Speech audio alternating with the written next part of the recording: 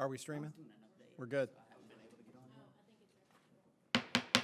Good evening and welcome to our second October meeting. It is hard to believe it is almost the end of October, beginning of November, but here we are, and we're so glad that you all could join us this evening and those joining us online. We would like to begin our meeting with the Pledge of Allegiance, so we'll ask Gary Harris to come forward and lead us in the pledge. Present arms. I pledge allegiance to the flag of the United States of America and to the republic for which it stands, one nation, under God, indivisible, with liberty and justice for all. Everyone, please be seated, and please take this time to join us in a moment of silence as we reflect on the meeting, as we think about things that we want to discuss, and as we have silent prayer.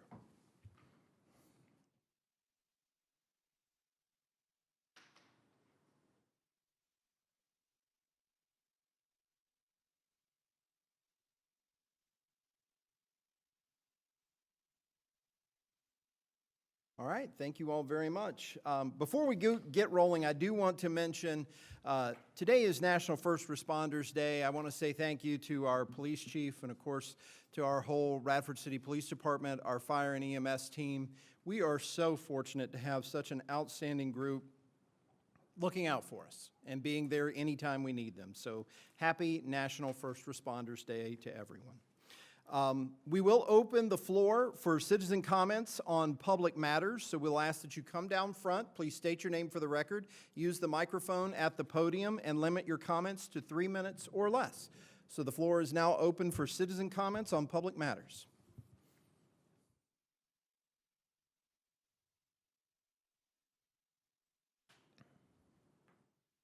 And we will go on and close the citizen comments on public matters. Council members, you all have the minutes from our October 14th meeting, which did include our listing of legislative priorities that we're sending to both our state and federal representatives so that they will know what we are in need of. Is there a motion to approve as submitted, or are there any changes? Mr. Mayor, can I make one more amendment? I realized that I included Bobby on all the votes there, and he wasn't present. So I just need to change that. So as amended, so we did call Mr. Davis at the end of the meeting, but he wasn't able to be with us due to an illness. So we will make that change. So do we have a motion to approve with the recommended change? So moved. We have a motion. Do we have a second? A motion and a second. Any discussion? All in favor, please respond by saying aye. Aye. Any opposed? Okay. November 11th is Veterans Day, and we certainly are appreciative of all that our veterans have done and still do for us every single day, how they serve our community, and the men and women who've served in our armed forces deserve our appreciation as often as we can give it. So tonight we do have a proclamation that Mrs. Foster is going to present for Veterans Day in the city of Radford. Okay. City of Radford Proclamation, Veterans Day 2024. Whereas the citizens of the City of Radford and the United States of America live in freedom because of the contributions and personal sacrifices made by those who have served and by those now serving in the armed forces. And whereas the words of the first Veterans Day Proclamation, signed by President Eisenhower, still ring true, let us solemnly remember the sacrifices of all those who fought so valiantly on the sea, in the air, and on the foreign shores to preserve our heritage of freedom, and let us reconsecrate ourselves to the task of promoting and enduring peace, so that their efforts shall not have been in vain. Our nation has fought and continues to fight battles around the world for the ideals of liberty, freedom, and justice. And whereas Virginia is blessed to be the home of more than 620,000 veterans and tens of thousands of military families, and the city of Radford has veterans from every branch of armed services. And whereas we remember with gratitude those men and women who have served in the military with distinction and valor as sailors, soldiers, airmen, and Marines. And whereas we reflect upon the enormous contributions made to our city, our commonwealth, and country by the sons and daughters who serve bravely to defend the principles on which our nation was founded, we also pay tribute to a new generation of Virginians who have chosen to serve in the United States Armed Forces and remain committed to sustaining the legacy of unyielding patriotism. And whereas the city of Radford is incredibly proud and humbled to be the hometown of so many American heroes who serve as shining examples of honor, bravery, and service to our country. And whereas we will endeavor to always honor the contributions and sacrifices of the millions who have over centuries served in the military, as well as those presently serving both home and abroad. And whereas we are proud to recognize our country's and community's veterans and extend the appreciation to those who wear the uniforms of the United States Armed Forces and serve on the front lines, preserving freedom and liberty. Now, therefore, be it proclaimed by the Mayor and Radford City Council that all citizens observe November 11th, 2024 as Veterans Day and appreciate the sacrifices and contributions of our veterans who fought for peace and defend democracy abroad. Mayor, I would like to make a motion that we accept this proclamation. Thank you very much. We have a motion. Do we have a second? Second. A motion and a second. Any discussion? All in favor, please respond by saying aye. Aye. Congratulations to all of our veterans. Gary, would you come on down, and Jesse, would you present him with our proclamation this evening?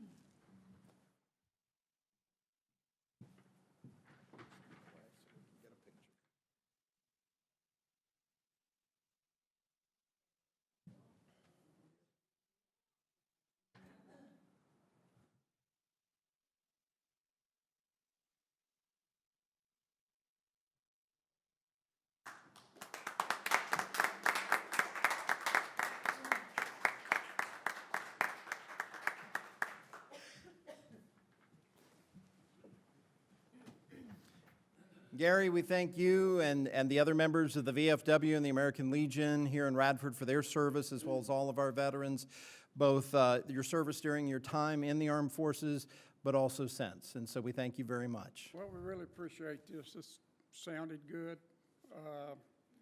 You know, I've been commander for 21 years, and I think this is going to be my last year. And all my World War II guys have died out. Vietnam veterans are the old guys now, and I'm having a hard time getting the Iraqi and Afghanistan vets to join, but just in the last couple of months, I've had about 8 to join, so they'll be taken That's over. good. All right. And there'll be a story, I think, in the paper Wednesday about the monument at the gazebo. And I had 2 of my new guys, and both of them are about 6'5", 250, and set that monument back up, and we got it back in place. So I think the future will be looking good. Thank you. Commander, we appreciate it. Thank you very much. And thank you for your service and for presenting the proclamation. And again, a big thank you to all of our veterans for all the service that they have provided and they continue to provide to our community.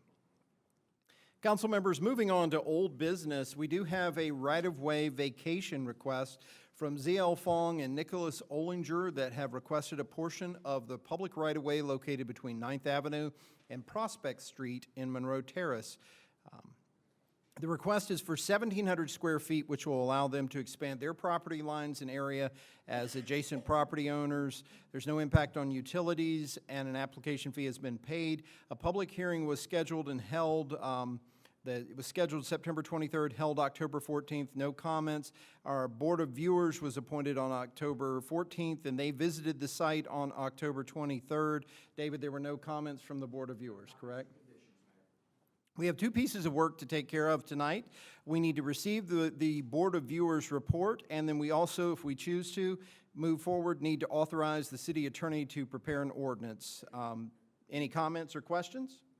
Do we have a motion to receive the Board of Viewers report? So moved. We have a motion. Do we have a second? Second. A motion and a second. Any discussion? All in favor, please respond by saying aye. Aye. Aye. Any opposed? And we need to authorize the city attorney to prepare an ordinance if we want to move forward. Do we have a motion to do so? So moved. We have a motion. Do we have a second? Second. A motion and a second. Any discussion? All in favor, please respond by saying aye. Aye. Any opposed? Okay. Take care of that. And it's always great when we can allow citizens to expand their property if it doesn't impact the public at large. And so that'll be great for both of these folks. Under new business, we do need to look at working with Shentel. Shentel Cable LLC has been upgrading fiber to the home service here in Radford, and they need to construct 4 32-inch by 36-inch utility cabinets to accommodate telecommunications equipment, which is on city property at 420 Prospect Street. Jenny has brought it up here. You could see where that's located right near Prospect Hill. And they propose to lease a 20 by 20 space from the city to accommodate the project. So, Jenny, David, do you have anything you want to share about that? That's Melissa. She has worked with the Okay. folks to kind of go over the site location. Anything additional? No, sir. As you see, it's actually very close to where the new tower was built. Right. Via US Cellular.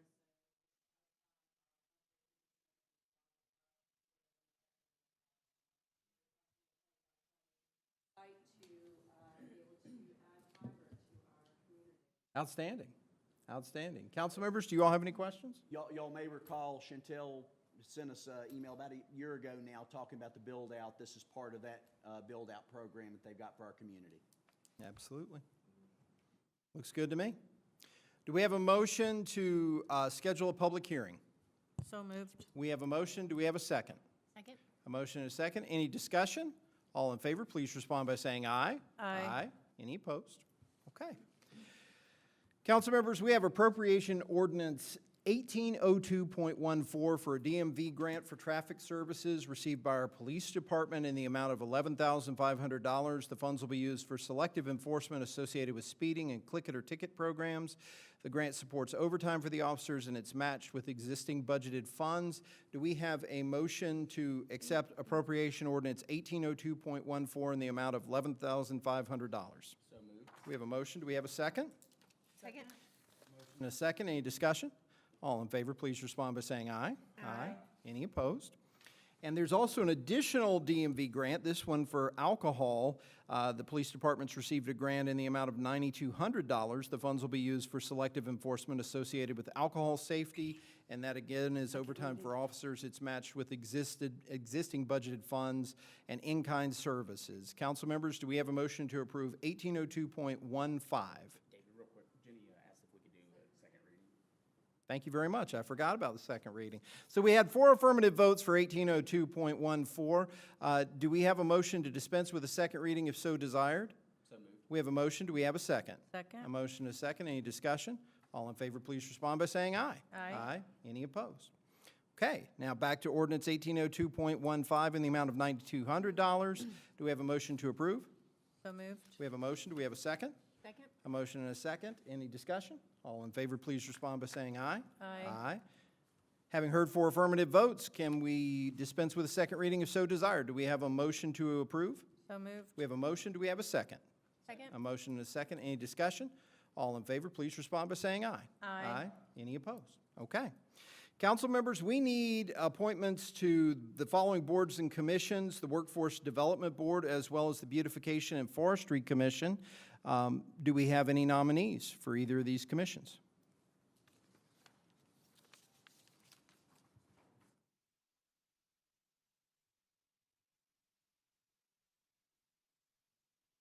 There should have been a letter in your packet for someone for beautification, I hope. Jason Clayton, I think Yes. he was recommended by Matt Close, sent that one. Okay. Well, didn't they vote unanimously to accept his application on the commission? Correct, Is that yes. what you We do mean? have an Okay. email for Jason Got that. Clayton to be nominated. So the commission is recommending that he would be nominated, but we have to actually appoint him. So do we have a nomination for Jason Clayton to the Beautification Commission? He does know that someone else wrote this, you said, someone else nominated him? I'm assuming that he's No, aware he of that. knows. He came to the meeting. Okay. I was Absolutely. like, it's- Matt Close is the co-chair of the commission. Okay. He was just saying that they had voted on him at the meeting to approve him. Okay. Do we have a motion to approve Jason? So moved. We have a motion. Do we have a second? Second. A motion and a second. Any discussion? All in favor, please respond by saying aye. Aye. Any opposed? Any nominees for Workforce Development Board? I've talked to a couple people, and I have not had an affirmative yes or no. So if council would allow, maybe giving 2 more weeks, and by the next time I Okay. should have an answer to that. Okay? Also, do we post these openings to the, so, okay.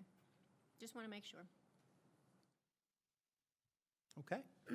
We will table that for the time being and move forward from there. Under our next piece of new business, I have a little bit that I need to say before we get to the actual business portion of it. As you may know, David Ridpath announced his retirement earlier this year to be effective January 1st, 2025. And I just want to say, once again, as we all have stated, we could not have been more fortunate to have David serve in his role, not only as city manager, but in all of the roles he has served for 40 years for the city of Radford. Just incredible service and incredible work for this community in every way, shape, and form. We'll have much more to say in the coming weeks and months as we finish out this year, but no, we will. Too bad. But it's very difficult when a city manager says, I'm retiring, and what do? Do you just put out a call for resumes? Do you try to hire someone right away? Do you figure out what you need short-term, then long-term?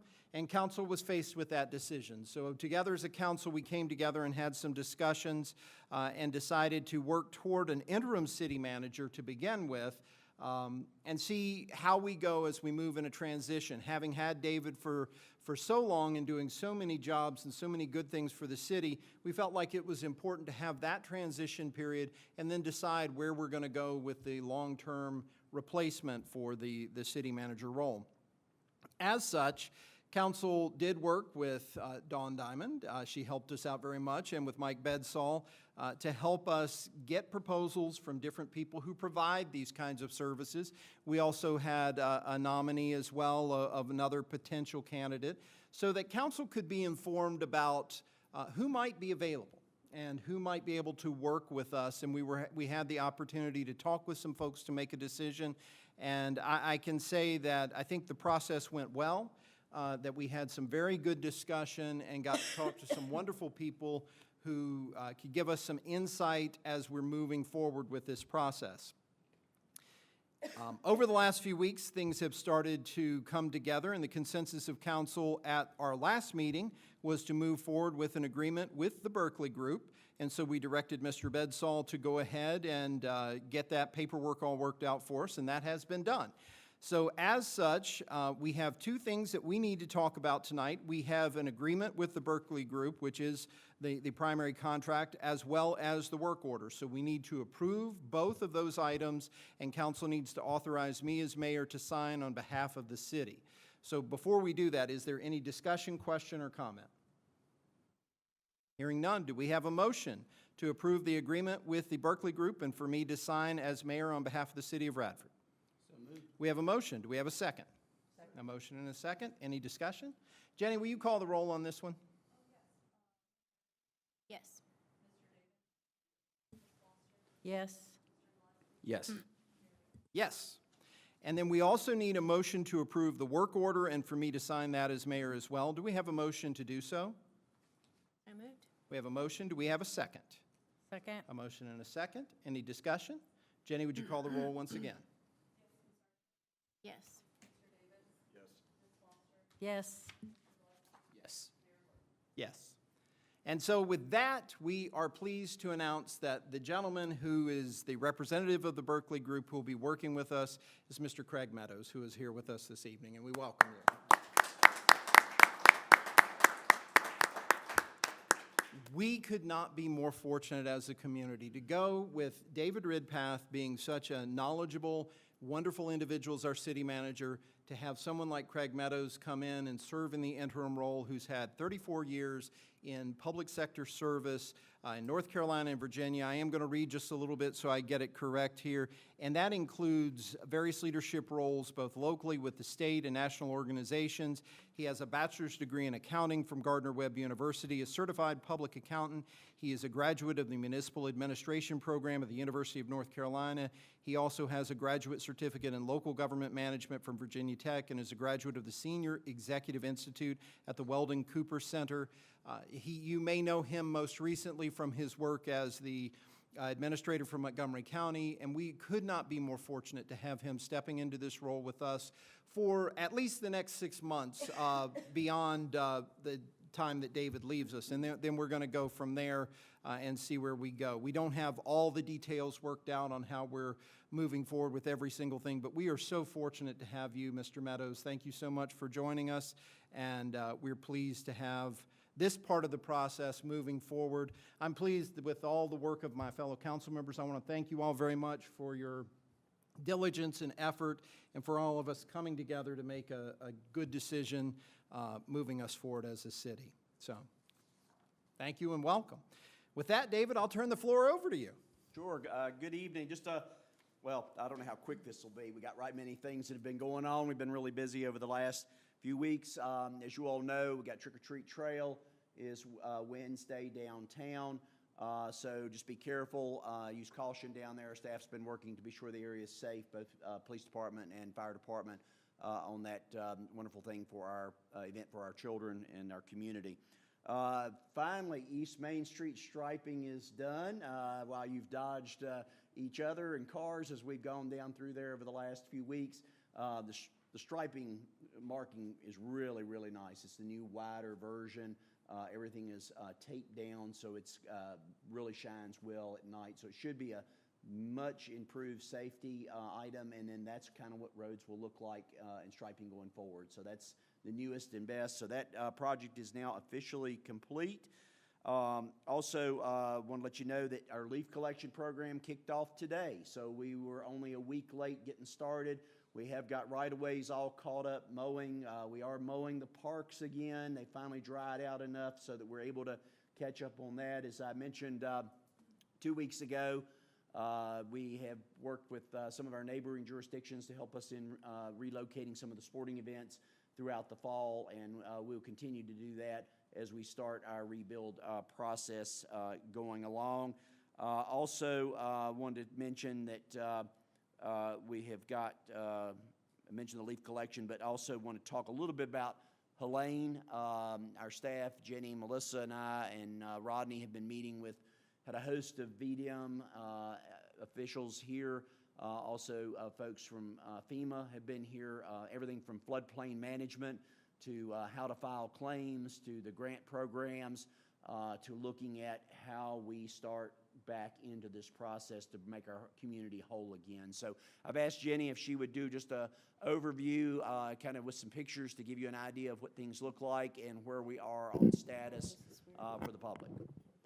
Okay, so as David just mentioned, we've been in a host of meetings. I think I've had meetings around the clock in Helene Recovery, and we were fortunate enough for FEMA to actually come down here and meet with us ahead of our request for public assistance, which is pretty unprecedented. So just some updates on where things are, where they're going. Our parks and recreation facilities, right now, all shelters in Bissett are open. However, only Playground 1 at the first shelter is open. The bathrooms at Shelter 1 and 2 have reopened. The skateboard park is reopened. And we don't want to forget about West End and Riverview, so that playground has also been reopened. And there are actually porta-johns down there right now. The bathrooms are not reopened yet. All our boat ramps are reopened, and then fields, including soccer fields, baseball, softball, those are still closed, so we're still relocating those regionally.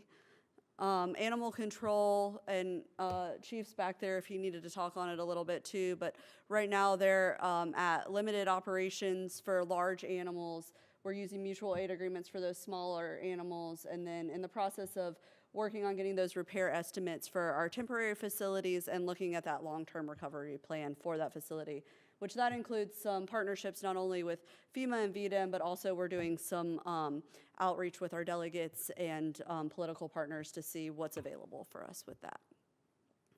Some of our total lost properties are going to be that Sparky's Run Dog Park at this point is a total loss, and we're working on that. The bird viewing platform, which was right there by Dudley's Landing, basically went into the river, and then currently our pickleball courts. So.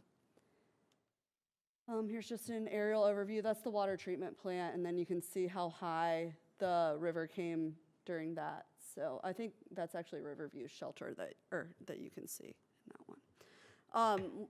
we'd be remiss not to thank our political support that we've had. We've had the governor, lieutenant governor, all of our delegates and state senators, congressmen here to support us and have just been a phone call or a text message or an email away, and they continue to be that. And so we're very thankful for their support throughout this process. And then our long-term recovery efforts. So staff's met with FEMA regarding those floodplain assessments. We've also met the deadline to get our request for public assistance in with FEMA. That's been done for at least a week now. Continuing to meet with VDEM. Claims have been filed with Versa, our insurance provider, and then we're continuing just to get those cost estimates and repairs in, because those all have to be submitted to FEMA. And I think it's important at this point, we've met all of our filing deadlines. So, yeah, and that's it. That's veterans, another aerial drone footage from that, and that's all I got. Many Do you have any thanks, Jenny. This gives you kind of an overview. This one picture here, we do have some aerial that will show you. It takes about 12 minutes. It will show you at one of the meetings. It flies all the way up the river, so you can get a good idea. That was about 12 hours, I guess, after the floodwaters subsided, and even this picture is that same way. So, so just imagine it a few more feet higher than it is in this spot. But kudos to our staff. I mean, they have met round the clock for everything that we have needed, met all the deadlines for filing, have done all the things that are necessary to turn everything in. And also, as Jenny said, so much help from our state and federal political leaders, and then everybody from VDM all the way through. So having that assistance really makes you feel better in a time, fortunately, as we said before, no significant loss of property and certainly no lives and things like that. So all these other things, they are fixable, rebuildable. And while that one slide shows losses, they're not lost. We've got to just figure out how we put those back. Do they go back where they are? Do they go in another location? That's some of the conversations that we're having as we discuss the floodplain folks that have been here, is looking at that floodplain. Because when we flooded in 1940 and it was at the high water mark, they're at 35 feet, just a couple of feet higher than it was 3 weeks ago now. Almost 4 weeks ago now. Gosh, time is flying. It was all cornfields then. So looking at how that works down the road is going to be the next step in figuring out how this all works. It's going to be part of our insurance. It's going to be part of how we get FEMA reimbursements. All those kind of things are going to be playing into this. The other thing that I think you'll find interesting is, I think is it tomorrow or Wednesday, Jenny? Which day did I tell you? The fire department's going to take their boats out and kind of survey the river to see something that's sticking out of the water. It looks like a stick, actually has a tree attached to it. So we're trying to figure out, the safety piece of this, as people start looking at floating and things like that next, water's getting too cold now, but as we get into next summer, what kind of obstacles are there? And then the main thing is being able to get our boats up, because the channel does have some debris in it that is sunk that needs to be pulled out. So we'll be working with the Corps of Engineers, hopefully to see some of those folks from up on the lake come down this way and help us out. Mentioned early on, National Guard came in the very first day, that Monday, right after all this happened, and we're helping chainsaw and cut everything up. This is not something that happens overnight. We appreciate everybody's help. Biggest thing I think will help us, we're trying to get the traffic signal reinstalled. We're working, Tim and his crew are doing what they can to try to find replacement parts so we can get Bissett Park opened back up to two-way. That will help us with the neighborhood that's getting a lot of cars that are shortcutting through it, and then also keep you from having to go all the way back through and back up on East Main Street to come around. So again, everybody's working hard. This is a long-term process. I think we've made a lot of progress. The good weather has helped us out a lot. We've made a lot of progress, seeing some of the fields look like they're going to be okay and won't need to be reseeded as we're advancing forward. So thank you again to our team and all that they have done to get through this and help others in this process. So that's kind of where that is. I'll move on. Any questions about Helene before I move on a couple more things? Okay. As you know, our longtime recreation director is leaving us. Greg Holbrook has been with us for almost 45 years, right at 45 years. So we're going to start advertising that position in probably about 2 weeks so that we can start get applications in and get somebody on board by the time he leaves in January. So I got that process going on. We'll send you a copy of the application. And if you know folks, send them our way and see if we can find somebody to fill some awful big shoes going forward. So the last thing I need is a closed session for about everything: personnel, property, legal, procurement. We'll get into that in a minute. That's it. Two things real quick before we leave your comments. First of all, thank you, Melissa. Thank you, Jenny. Thank you, David. Thank you, Rodney. Thank you, Tim. Thank you, everybody. But I know you all have specifically been sitting in a ton of meetings, working on a lot of different things. And it takes a lot to get this done, and we're so appreciative. I know some folks are a little concerned that we haven't made faster progress with like the pickleball court and all that. That's going to be a big deal. Just like David said, that's not something we're going to necessarily be able to just boom, repair, and it's done. That's going to have to be some long-term decisions, and the same thing with the dog park. And I know the Rec Commission and the new Recreation Director and everybody will get to weigh in on all that and see how we can best serve the citizens. But I didn't want to let this pass without saying a big thank you. I know how much effort has been put in on this, and it has been practically around the clock for the last month. So thank you all very much. To add to that, just to give everybody an idea of the size. So the pickleball court is more than just the fencing. Actually, the underlayment has collapsed. It's got a little sinkhole in it. Early estimates are probably somewhere in the $150,000 range. That doesn't even include the signage and the netting. That's just the underlayment and the 10-foot tall fencing that's going to go around it. A lot of what we're looking at now is seeing what the sources are that are going to help us pay for this. We didn't want to get too far out front. We've met all of our filing deadlines for October 31st, and we'll be advancing any kind of reimbursements as we're getting all of the price tags in on these things. The dog park is something that is fairly easy to fix. It's not incredibly expensive, but this is about our 5th time, I think, of in 12 doing years. Substantial repairs. Yeah. So that needs to see if we can get that on higher ground. That's the same thing for animal control.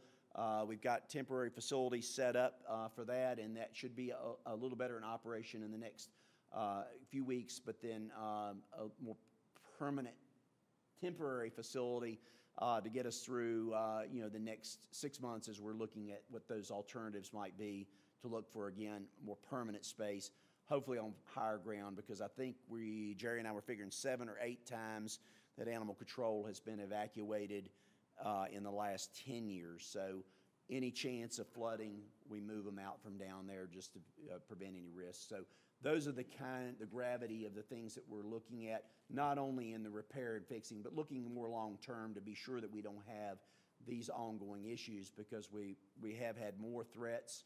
The river has been higher. Some of you will remember, since you've been on council, that January that unexpectedly we had 10 inches of rain upstream that ended up impacting us all the way down the river. Wasn't as high as it was this time, but it did get up in Riverview and did do some substantial damage to some of our fences and things. So we do have all of those as part of our plan going forward. Thank you. Or part of Craig's plan going forward. I can make a lot of commitments for Craig now. I'm enjoying this part of it. Plan going forward. And I do want to thank Melissa. I know we had some folks who volunteered to say, hey, we want to make donations. Hey, we want to do things. For some of the things, we're not there yet. And, we're trying to still figure all this out. So still send us your information. We're happy to reach out and talk to folks and go from there. But there's still some things that have to be determined to figure out what we're going to do. Then the only other thing I had, and this is a little more mundane, I had a citizen reach out that they're concerned where Tyler Avenue goes from 2 lanes to 4 lanes at the intersection with Calhoun Street, right at the Highlander Hotel. That the markings have gotten so faint on the road that some vehicles are driving more in the middle rather than picking a lane. So as you're headed north, or headed toward, actually it's south, I think, headed toward Food City, Food Line and all that, that those lanes are not well marked enough to be able to delineate for people that aren't familiar. And we have a lot of trucking traffic that goes through there, and a lot of times they can take up the middle lane because they just drove up Tyler Avenue where it was a single lane. So could we look at that? Yeah, we'll also look at that, and then Public Works is also looking at some of our crosswalks while we're looking at, and I forgot to mention, so The State of Good Repair program has been opened up again.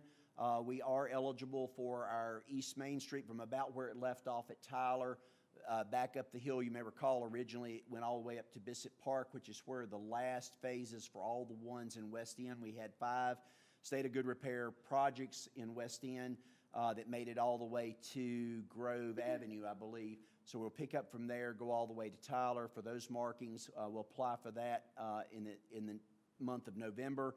And then we have also trying to see how we can get Tyler Avenue on there, because it is US 177, so that road should be on there as a corridor road, because as you know, you mentioned the heavy trucking, the logging trucks and things like that, and plus the field work that's been done, like when the hotel was built and other things, there is some crackling and alligatoring of that. It's not going to last long. We need those crosswalks. We're going to do some temporary repairs to some of the pavement markings and crosswalks, and then get on that for hopefully another project in the next year or so that, again, Craig will take care of.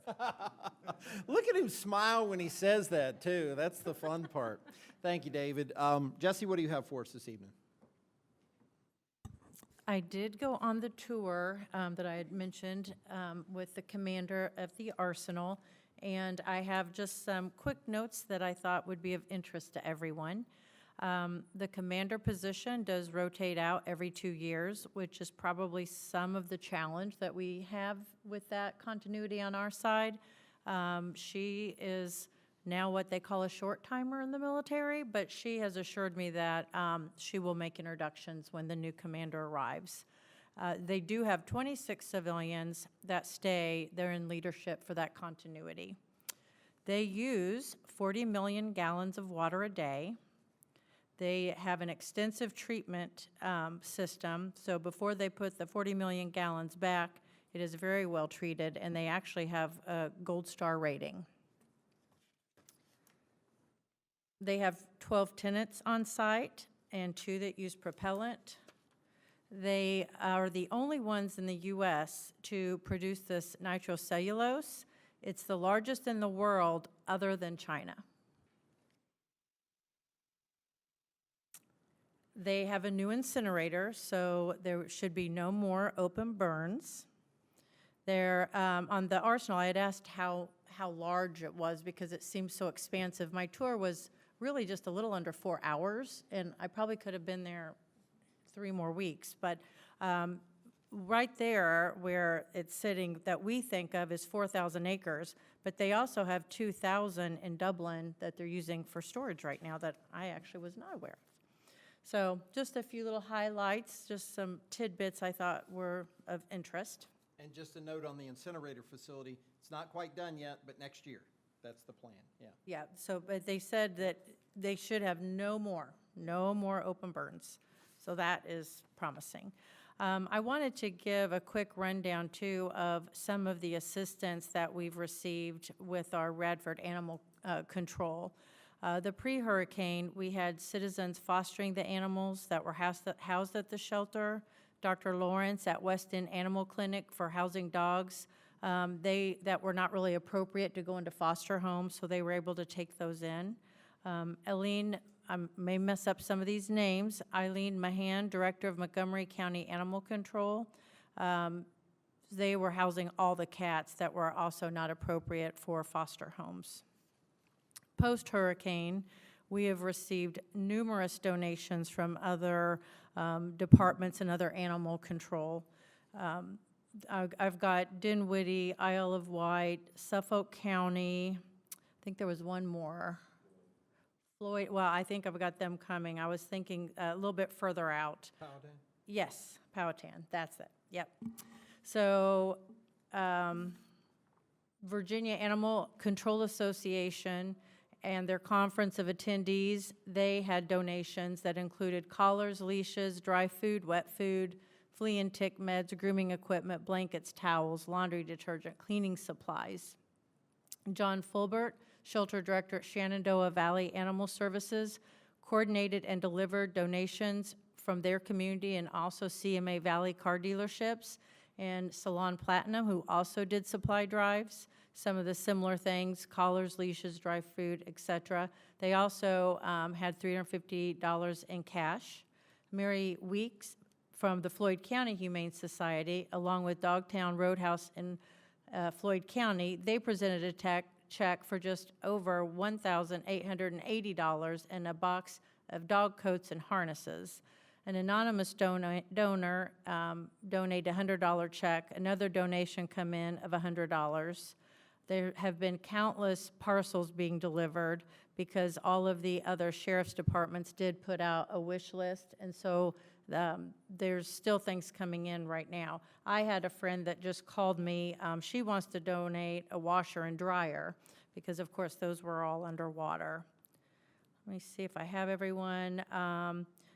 Dwight Strickler with Augusta County Animal Control.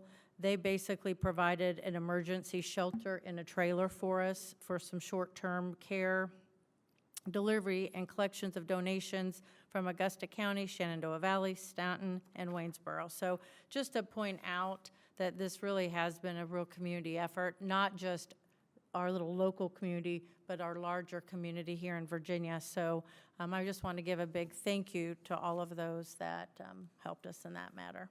And that's all I have. Thank you. Seth, what do you have this evening? I'll tie in with the thank you to all of our departments for the continual around-the-clock work from the devastation of the flood, and it starts at the top. So, David, thank you. I know you've been working tirelessly, and we really appreciate everything you do. And Craig, you're stepping into big shoes. David's done a great job for the city, and just what you've been able to do in this amount of time has been great. And I've heard from several people within the community how appreciative they are of how quickly we've gotten so much back up and going. And I actually had somebody text me over the weekend who had walked at Bissett for the first time and was she's from actually out of this area and was blown away with what good shape it was. So thank you to all of our departments who have worked tirelessly on that. It's incredible what you guys do. Also wanted to, and I know we'll get him in here to give him a proper thank you, but Greg Holbrook's given so much of his life and his career to this city. Started out working for him and now with him, and Greg's a good guy. He gave me one of my first jobs working at the rec hall, and he really cares about the kids, the community, and the sports. He's one of the special people that you don't work here for that long, like David and Greg have, if you don't really care about the city, and that's what makes it special. And he's another example of that'll be missed, but Radford's a better place for both of your services, and I appreciate you both. Remind everybody about the Halloween treat trail on Wednesday. We'll be there. It starts at 6 o'clock. It's always very well attended. Encourage everyone to get out there. It's a great event, so appreciate everybody that helps putting that on. I do want to add, I had 2 citizens reach out to me while we're talking about some of our road issues or things to look at. Mike Greco actually asked that he drives the bus for the schools, and from Rock Road to Park Road, where it gets a single lane, he knows, or he would ask that long term if there's anything possible to widen that or even increasing signage. I guess as driving a school bus a couple times, it's difficult for the bus to back up if they meet somebody. Yeah, so you're talking about from Rock Road to Park Road, kind of where the drop center is. The limitation we have on that, we got plenty of right-of-way out through there, is that little bridge that needs to be replaced. And we have looked at a couple of things from a bridge you buy already pre-made, precast, to insulation. It is on our VDOT road program, and it's something I've been watching to see if another program, and they are doing this State of Good Repair bridge program, so that may be something we could look at putting in, because that road does need to be widened, and part of that widening also includes taking the bike lane all the way out to connect to Rock Road. Right. All right, I appreciate it. Real quick, the mayor pointed out, I misspoke. The trick-or-treat trail is actually 4 to 6 on Wednesday, so thank you. That was a good catch. The other thing is I had a citizen, Jason Riggs, ask, and I guess it'd be something we'd need to talk with the police chief and others on council, to see if it would be viable, but he asked that we consider looking at limiting. Right now we have a limit of 6 acres where they can archery hunt for deer, and he has said that, there's such an increase in population, would we consider looking at maybe knocking that down to 2 or 3 acres so that more people could do that? And I said that would be something we'd obviously have to talk about. I don't know safety concerns, how many more parcels that would open up, but I did let him know that that's something that I would bring to us to take a look at. That has also been something that we've gotten some comments in the office. The deer population, as everybody knows, there've been increased number of deer strikes and things like that. So if you look at the bow season, I think is the limitation on how far a bow can go. There was some discussion. It went from 7 acres, Melissa, So- Jenny helped me down to Tracy the 6 or Howard led a 5. commission, led a group looking at that a Been few about years ago. 4 or Yeah, 5 it's years more, ago. more than that, I thought. And reduced it down to the 6, but that was the concern. But I think we could revisit that. But they took good notes on that. I remember that. We'll pull the file on it. Jenny, if you'll help me, we'll look at that and see what the notes were on it. And that maybe Tracy will remember, we may be able to invite somebody back in to talk to you all about what's safe to consider. That's purely a local thing, and it's the density of some of our neighborhoods. It may be just limited to areas, but certainly something to look back again, considering how much the deer population has grown. Awesome. Thank you. I appreciate it. And then, 2 other quick things is we're continuing working with Melissa and Planning Commission on our zoning rewrite. We'll be working with have a joint meeting next Monday with the EDA where we're making sure that we're looking at our M1 and M2 zonings. So continuing to work on that. A lot of hard work has gone into that. We have a really good Planning Commission who brings a lot of good ideas to the table, and so I enjoy working with them. And lastly, I just want to welcome Craig. I know that you've done a phenomenal job everywhere that you've been, and we're very fortunate to be able to work with you and look forward to that. So it's a pleasure to have you working with us, and we're ready to get to work. So congratulations, and we're excited to work with you. So, yep, that's all I got. Thank you, Seth. Kelly, what do you have for us this evening? So ditto to everybody, we have amazing departments that are doing amazing things. Thank you guys for your continued hard work. Jenny, thank you for that great presentation and giving us a little bit of background so we can have the public know exactly what we're doing. I know we've all had comments on what are we doing, how can we help, when is this going to be open? So thank you for putting that together. We get constant updates from David and other staff, and we are definitely in the loop, but to make sure that the community knows, so I really appreciate that. Thank you to all of our first responders. You guys are amazing, and we do nothing but good compliments from everything that you guys do. Also, thank you to our veterans in Radford and around the world. Our country would not be what it is today without your sacrifice. And I hate to see Gary go, but I really appreciate all of the hard work he's done for the VFW, and I'm sure that we'll have more comments when that day comes. I also wanted to thank Rachel Doyle and the Radford Coffee Company. She hosted a meet and greet for all the candidates for school board and for city council yesterday. I was unable to attend. I had some prior things out of town, but I do appreciate a business owner stepping up and wanting to make sure that we all stay informed of everybody that's involved. I also want to encourage everybody to go out and vote. There are 2 seats on city council and 2 on school board. Some great candidates, and those people will definitely be impacting our future as a city. So no matter which side you're on or who you're voting for, I just encourage you to go out and vote. And I have gotten a lot of comments and spoken to a lot of parents that are having to move their soccer and football and whatever other sport. I can't keep up with all the sports going on year-round, but they've had to go to different fields in the other community, and they all have the same consensus that our fields are one of the best, that we have exceptional fields, the lights are great, that they have good grass, and there's no humps or bumps or holes or anything. So thank you to everybody that keeps our parks looking the way they do. I've got nothing but great compliments on that. So that was a little feel-good moment. Everybody enjoy Halloween. It's one of my favorite times of year. And be safe and watch out for little kids in dark costumes. And definitely visit the trick-or-treat trail. That's always really fun. And that's all I have right now. Thank you, and Kelly. Thank you, Craig. Very excited to have you.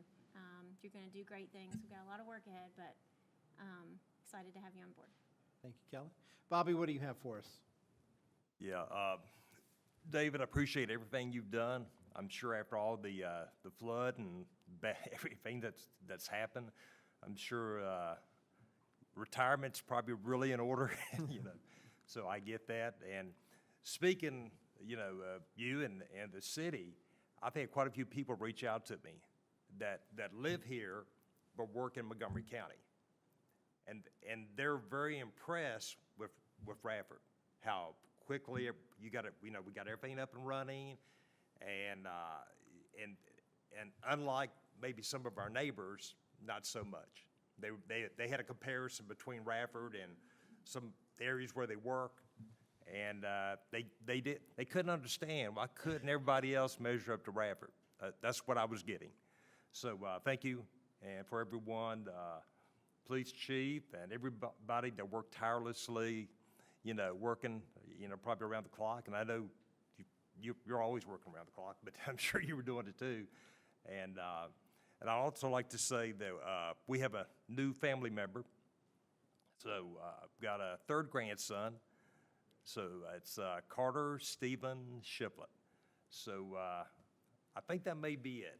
It may be wrong, but we got 3 now. Also, Gary, coming in here, well, I won't be coming here very much longer, but anyway, but coming in here and not seeing Gary's face, I can't imagine. I really can't.